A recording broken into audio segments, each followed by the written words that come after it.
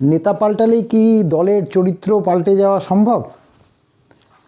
আজকে আমার প্রসঙ্গ বিভিন্ন দলের যে পরিবর্তন হয় এই পরিবর্তন নিয়ে আলোচনা, যে দলের পরিবর্তনের ফলে দল কতটা শক্তিশালী হয় এবং সাধারণ মানুষের কি উপকার হয়। শুধু দলগুলি কি তাদের এই পরিবর্তনের ফলে দলগুলি কি সমৃদ্ধ হয়, নাকি সাধারণ মানুষেরও কোনো উপকারে লাগে? নমস্কার, আমি তুষার ভট্টাচার্য আর আপনারা দেখছেন আমার ছোট্ট YouTube channel state speaks. State speaks আপনাদের মনের কথা বলে, আপনাদেরকে ভাবতে সাহায্য করে। আমরা বাঙালিরা ভাবতে ভুলে গেছি, ভাবতে আমাদের হবেই। আমরা যদি ভাবা ছেড়ে দিই তাহলে আমাদের আগামী প্রজন্মকে আমরা সঠিক রাস্তায় নিয়ে যেতে পারবো না বা সঠিক রাস্তা দেখাতে পারবো না। তাই আসুন আমরা সবাই মিলে ভাবি, ভেবে রাস্তা খুঁজে আগামী প্রজন্মকে সঠিক রাস্তা দেখাই। আসছি বিস্তারিত প্রতিবেদনে। আজকে আমার বিষয় হচ্ছে, নেতা পাল্টালেই কি দলের চরিত্র পাল্টে যায় বা চরিত্র পাল্টানো সম্ভব হয়? দেখুন, গত 21শে জুলাই যে তৃণমূল কংগ্রেসের সভা হয়েছিল ব্রিগেড প্যারেড গ্রাউন্ডে, সেই সভাতে তাদের second in command Abhishek Bandyopadhyay বলেছিলেন যে আগামীতে টিএমসিতে একটা বড় পরিবর্তন হবে। 21শে জুলাই থেকে 7ই নভেম্বর ওনার জন্মদিন ছিল 7ই নভেম্বর পর্যন্ত কোনো পরিবর্তন সেভাবে আমরা দেখতে পাইনি। 7ই নভেম্বরে তিনি একটা ঘোষণা করলেন যে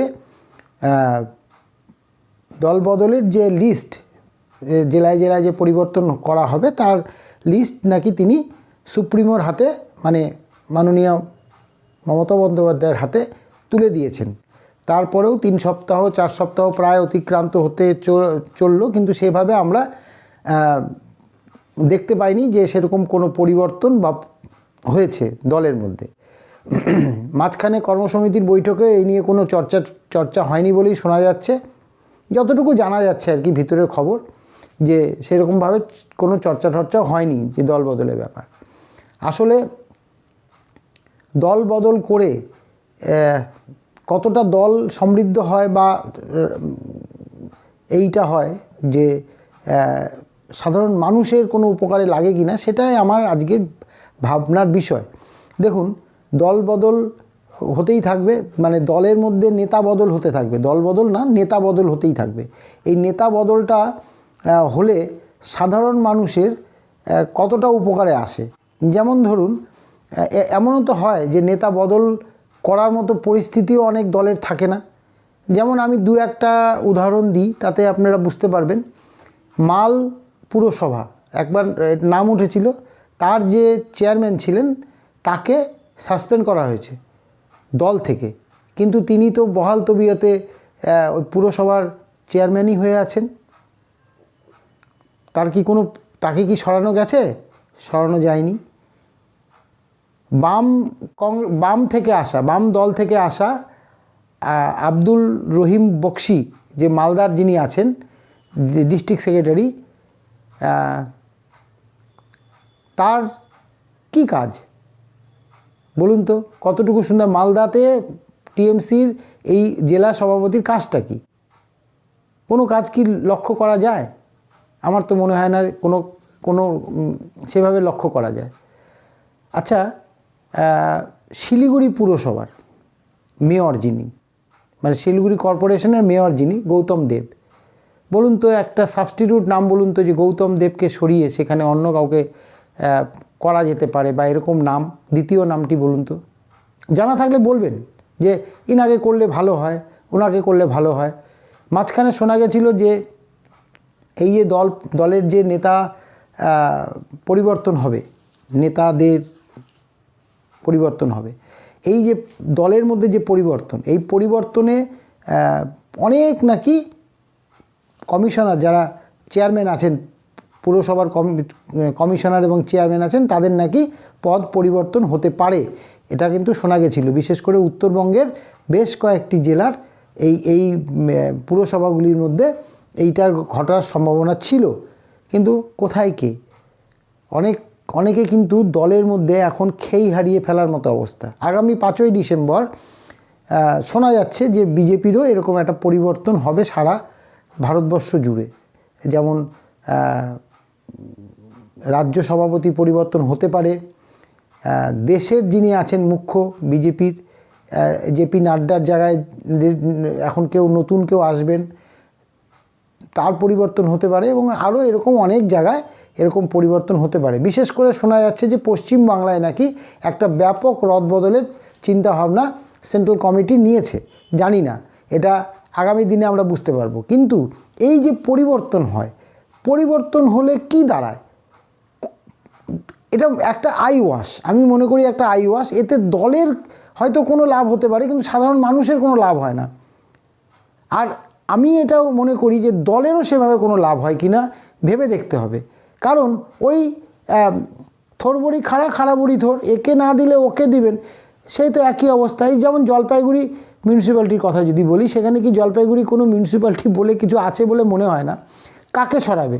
যদি তার চেয়ারম্যানকে সরিয়ে দেয়, সেখানে যে ভাইস চেয়ারম্যান বা যিনি পরবর্তী ইয়েতে আসবেন, তিনিও তো নানা রকম দোষে দুষ্ট শুনতে পাচ্ছি, শোনা যায়। তার এগেনস্টে অনেক মামলাও হয়েছে। তো কাকে দেবে? তো সম্ভব হয় না। তো বিষয়টা সেটা নয়, দলটাকে সঠিক পরিচালনা করার লোকজন। ওই একটাই পোস্ট, বাকি সব ল্যাম্প পোস্ট বলে যে বিরোধীরা মন্তব্য করেন, এ কথাটা কিন্তু ঠিক। কিছু কিছু যে হয়নি, এই যে দু চার দিন আগে যে কর্মসমিতির বৈঠকে যেসব পরিবর্তনগুলি হলো, তাতে দেখা গেল যে মাননীয় মুখ্যমন্ত্রীর হাতেই কিন্তু রাশটা থেকে গেল। বেশিরভাগই সিনিয়র লোকদেরকে কিন্তু তিনি দলের মধ্যে রেখে দিলেন এবং অনেক পুরনো, বেশ কিছু পুরনো যারা অনেক দিন ধরেই সাইড লাইনে ছিল, তাদেরকেও দলের মধ্যে নিয়ে আসা হয়েছে। দল হয়তো সমৃদ্ধ হচ্ছে, কিন্তু সাধারণ মানুষের মধ্যে তার রিয়াকশান কি? সাধারণ মানুষ তাতে কতটা উপকৃত হচ্ছে, আমরা সেটা নিয়ে ভাববো। আমরা ভাববো যে আমাদের যারাই নেতা হোক, যারাই আমাদের যে কোনো দলেরই হোক, সে শাসক দলের হোক, বিরোধী দলেরই হোক, যে কোনো দলেরই হোক, যদি পরিবর্তন হয়, যেন সঠিক পরিবর্তনটা মানুষ পায় এবং সেই পরিবর্তনটার ফলে যাতে মানুষের কাজে আসে, মানুষের কাজে লাগে তারা। এখনও পর্যন্ত দেখা যায় গুটি কয়েক, একেবারে সবাইকে বলা যাবে না যে টিএমসির সবাই খারাপ, তা নয়। কিন্তু এই যে বিরোধীরা বলে না টিএমসির সবাই চোর, এটা ঠিক নয়। সবাই চোর নয়, সবাই চোর নয়। আছে হয়তো শতাংশের হিসাবে হয়তো ওই দিকটা বেশি হবে, কিন্তু ভালো লোকও আছে। কিন্তু যারা ভালো লোক আছে না, তাদের নাম কিন্তু আপনারা ভুলেও তাদের নাম শুনতে পাবেন না যে শাসক দলের অমুক নেতাটা ভালো, তমুক নেতাটা ভালো, শুনতে পাবেন না। তেমনি বিরোধী দলেরও সেটা শোনা খুব কম যায়। এখন জানি না আমরা তো জানি না যে আমাদের আগামী দিনে এই রাজ্যের পরিণতিটা কোন দিকে যেতে চায় পারে, কোন দিকে যেতে পারে। মানে সেটা কি এই যেরকম চলছে প্রবহমান গতিতে চলবে, নাকি কোনো পরিবর্তিত গতি আসবে? তবে ওই একটা নিউটনের একটা সূত্র আছে না, প্রত্যেক ক্রিয়ার ওই সমান এবং বিপরীত প্রতিক্রিয়া আছে। তো এই যে নিউটনের তৃতীয় সূত্রটা যদি সঠিক হয়, তাহলে একটা সময় আসবে যে সরকারকে কিন্তু সরে যেতে হবে। কেননা অনেক দোষেই এখন বর্তমানে দোষী এই সরকার, সেটা জনগণ বোঝে। যে তবে জনগণ এটাও বোঝে কখন তাকে সরিয়ে দিতে হবে। কিন্তু ওই ভোটটা তো এখানে করাতে হয়। ভোটটা যদি না করাতে পারে, তাহলে কোনো দিনই সরাতে পারবে না। একজন আমাকে, মানে টিএমসিরই একজন গল্পে বলছিল যে মমতা ব্যানার্জিকে হারাতে পারে একমাত্র স্বয়ং নিজেই মমতা ব্যানার্জি। কথাটা কিন্তু আমার মনে ধরেছে যে হ্যাঁ, এটা তো সত্যিই বলেছেন যে হারালে উনি হারাতে পারেন। তাছাড়া সেই রকম নেতা বাংলায় তৈরি হয়নি। এটা আমি অনেক দিন ধরেই বলে আসছি যে বাংলায় কোনো নেতা নেই, আর নেতা করতেও দেবে না, মানে নেতা হয়ে উঠতেও দেবে না। সে যে কোনো দলের পক্ষে বলুন, আমি বামপন্থীদেরও দেখেছি, তারাও নেতা তৈরি করতে পারেনি, নেতা তৈরি করতে পারে না। সরকার পক্ষকেও দেখা যাচ্ছে তারা নেতা তৈরি করতে দেয় না, তারা ভালো নেতা তৈরি হয় না। তাদের তো একটা দায়বদ্ধতা আছে, ভালো নেতা তৈরি করে পরবর্তীকালে রাজ্যটাকে আরও সঠিকভাবে চালাতে গেলে ভালো নেতা থাকুক টিএমসি, কোনো আপত্তি নেই, কিন্তু নেতাগুলিকে ভালো করুন। এই যে একের পর এক বদনাম এই সরকারটার গায়ে আস্তে আস্তে আস্তে আস্তে লেগে লেগে লেগে লেগে সে মোটা হয়ে গেছে, এইটার থেকে তো সরতে হবে। তার জন্য তো ভালো ভালো মুখদেরকে নিয়ে আসতে হবে, ভালো ভালো নতুন প্রজন্মের ছেলেপেলেদেরকে তো আগ্রহ দেখাতে হবে, তাদেরকে আনতে হবে। কিন্তু সেটা তো হয় না। আমাদের সরকার, বর্তমান সরকার ওই সেলিব্রিটিদের উপরে বেশি ভরসা করে, কেন জানি না, কি কারণে জানি না বললে ভুল হবে, জানা আছে, কিন্তু সেটা তো প্রকাশ্যে বলা যায় না। সেলিব্রিটিদের উপরে ভরসা, এত সিনেমা আর্টিস্ট অন্য কোনো দলের আছেন কি না, মানে এমপি এমএলএ, সেটাও একটা ব্যাপার আছে, জানার ব্যাপারও থাকলো। যদি কারো আপনারা জানেন যে কেন এত সেলিব্রিটি দলটার মধ্যে আছে, সেটা কমেন্টস বক্সে লিখে জানাবেন। কমেন্টস বক্স আপনাদের জন্য সবসময় উন্মুক্ত থাকে। তো যাই হোক, তারা কতটা কাজ করতে পারে, নিজেদের কাজ ছেড়ে জনসেবায় কতটা নিজেকে নিয়োজিত করতে পারে, সেটাও একটা আমাদের দেখার বিষয়, এবং আমরা দেখছিও, অনেক দিন ধরেই দেখছি। অনেক অনেক অনেক শাসক দলের অনেক এরকম ধরনের কর্মীদেরকে, মানে সেলিব্রিটি কর্মীদেরকে বা এমপি এমএলএদেরকে সেইভাবে কাজের মধ্যে কিন্তু দেখা যায় না। এটা আপনারা যে এলাকায় সেই সেলিব্রিটি, সেই এলাকাগুলি ঘুরলেই আপনারা জানতে পারবেন। মানুষ প্রকাশ্যে বলে, জিজ্ঞেস করলে বলে কেন ভোটটা দিয়েছো, তখন তারা বলে ভোট তো আমরা দিতেই পারিনি, ভোটটা এমনি এমনি হয়ে গেছে। যাই হোক, সেটা আলাদা কথা, তার জন্য নির্বাচন কমিশন আছে, পুলিশ প্রশাসন আছে, তারা দেখছে বিষয়টা, কেউ তো অবজেকশন দেয় না। সুতরাং ঠিকই আছে, ভোট তাহলে সঠিকভাবেই হয়, এটাই ধরে নিতে হবে, মেনে নিতে হবে। তবে ওই আর কি বললাম যে নেতা পরিবর্তন করলেই দলের মানে চরিত্র পরিবর্তন হয়, চরিত্রগুলোকে আগে পরিবর্তন, দলের চরিত্রটা কি হবে তার একটা গতি প্রকৃতি, একটা সংবিধান তৈরি করা দরকার। তো সেই সংবিধান নেই। নিচুতলায় বামফ্রন্টের যেমন শেষ দিকে যেমন নিচুতলায় একেবারে মানে কন্ট্রোল ছিল না, একেবারে যাচ্ছে তাই অবস্থা হয়ে গেছিলো, মাৎসন্যায়ের মতো অবস্থা। তো এই সরকারেরও কিন্তু নিচের দিকে কন্ট্রোল কিন্তু প্রায় হারিয়ে ফেলেছে, নিচের দিকে কর্মীদেরকে কন্ট্রোল করতে কিন্তু সেভাবে আর দেখা যাচ্ছে না এই সরকারকে। তো সুতরাং তো ওই নিউটনের থার্ড ল, আবার আরেকটা ল আছে নিউটনের, যে বাহির হইতে প্রযুক্ত বল দ্বারা বাধ্য না করিলে স্থির বস্তু চিরকাল স্থির থাকে, আর সচল বস্তু সমবেগে সরলরেখা ধরে চলতে থাকে। তো এটাও একটা ল, যে বাইরে থেকে প্রযুক্ত বল দ্বারা বাধ্য করতে হবে হয়তো সরকারকে ফেলতে গেলে, সেটাও একটা ব্যাপার। কিন্তু কী করবে, এই বল প্রয়োগটা করবে কে? মানে বাহির হতে প্রযুক্ত বলটা দেবে কে? নিউটনের থার্ড ল যদি আমি মানি, তাহলে সেইটা তো দরকার। তাহলে বিরোধীকে স্ট্রং হতে হবে। তো বিরোধীদের মধ্যেও তো একতা নেই, ঐক্য নেই, ঐক্যবদ্ধতা নেই। তারা মানে তিনটে চারটে গ্রুপে বিভক্ত, এবং সেগুলিকে সরকার পক্ষ ইউটিলাইজ করে।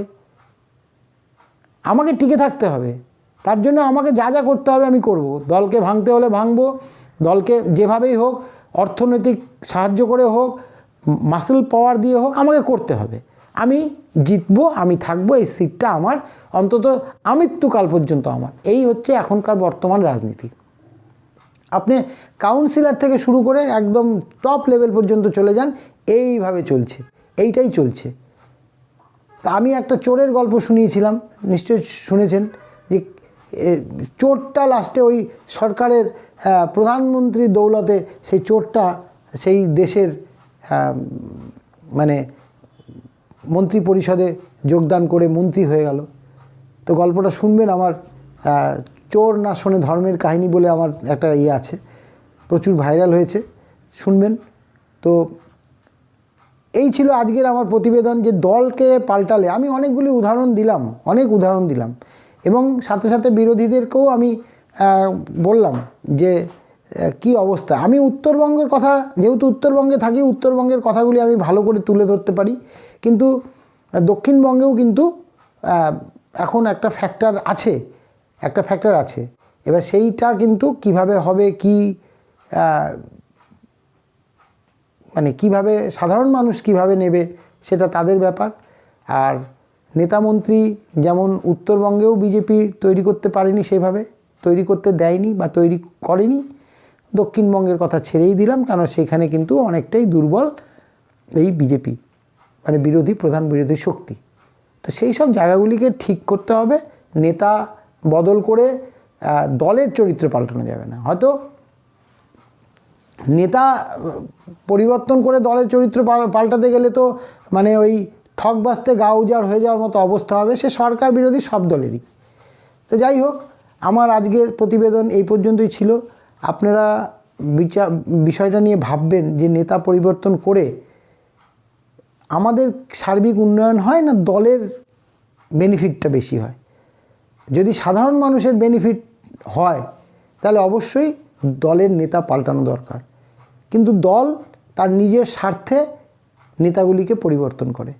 যখন যেখানে একটু বাড়াবাড়ি করছে বা কোনো লেনদেন বা অন্যান্য বিষয়ের অভাব হয়ে যায় তখন সেখানকার নেতাটাকে পাল্টে দেওয়া হয়, বা যদি সেখানে নেতা আর না থাকে সেই যে নেতাকে পাল্টানোর কথা বলা হচ্ছে সেই সেখানে সর্বেসর্বা পাল্টানো সম্ভব হয় না, সেটা কিন্তু উপর মহল থেকেও তাকে পাল্টানো সম্ভব হয় না। তাকে হয়তো সাময়িকভাবে বরখাস্ত করা হয় বা করা হয়, কিন্তু করা হয় না। যেটা আমি মাল পুরসভার বললাম, মাল পুরসভার চেয়ারম্যানের এগেনস্টে যেটা হয়েছিল, কয়েকশো কোটি টাকা সর্ববৃহৎ মানে মিউনিসিপ্যালিটি সর্ববৃহৎ একটা ওই কী বলবো ওটাকে, দুর্নীতি, করাপশন, দুর্নীতি, তাকেও সরাতে পারেনি।